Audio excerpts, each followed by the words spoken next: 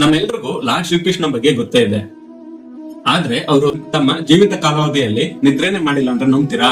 S, Harivamsha ಆಗಿನ ವೈಷ್ಣವ ಸಂಪ್ರದಾಯದ ಪ್ರಕಾರ ಶ್ರೀಕೃಷ್ಣನ ನಿದ್ರೆಯನ್ನ ಯೋಗ ನಿದ್ರೆ ಅಂತ ಕರೀತಾರೆ. ಅಂದ್ರೆ ನಮ್ ತರ ನಿದ್ದೆ ಮಾಡೋದಲ್ಲ, of sleeping and of meditation.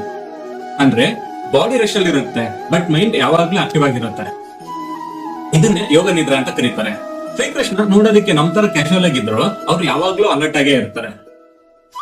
So ನೀವೇ ಥಿಂಕ್ ಮಾಡಿ, ನಮ್ಗೆ ನಿದ್ರೆ ಅಂದ್ರೆ ಅನ್ಕಾನ್ಶಿಯಸ್ ಸ್ಟೇಟಸ್, ಎಚ್ಚರ ಇಲ್ಲದೆ ಮಾಡ್ಬೋದು. ಆದ್ರೆ ಶ್ರೀಕೃಷ್ಣನಿಗೆ ಅದು ಕಾನ್ಶಿಯಸ್ ರೆಸ್ಟ್. ಅದಕ್ಕೇನೆ ಯುದ್ಧದಲ್ಲಾಗ್ಲಿ, ರಾಜಕೀಯದಲ್ಲಾಗ್ಲಿ, ಪ್ರೀತಿಯಲ್ಲಾಗ್ಲಿ, ಇನ್ನ ಯಾವ್ದ್ರಲ್ಲೇ ಆಗ್ಲಿ ಅವರು ಪ್ರಿಪೇರ್ಡ್ ಆಗಿಯೇ ಇರ್ತಿದ್ರು. ಈ ವಿಷಯದ ಬಗ್ಗೆ ನಿಮ್ಗೆ ಫಸ್ಟೇ ಗೊತ್ತಿದ್ರೆ ಎಸ್ ಅಂತ ಕಮೆಂಟ್ ಮಾಡಿ. ಗೊತ್ತಿಲ್ಲ ಅಂತಂದ್ರೆ ಈಗ ತಿಳ್ಕೊಳ್ಳಿ. ಅಂಡ್ ನಿಮ್ಮ ಫ್ರೆಂಡ್ಸ್ ಅಂಡ್ ಫ್ಯಾಮಿಲಿ ಮೆಂಬರ್ಸ್ಗೆ ಈ ವಿಡಿಯೋನ ಶೇರ್ ಮಾಡೋದನ್ನ ಮರಿಬೇಡಿ. ಧನ್ಯವಾದಗಳು.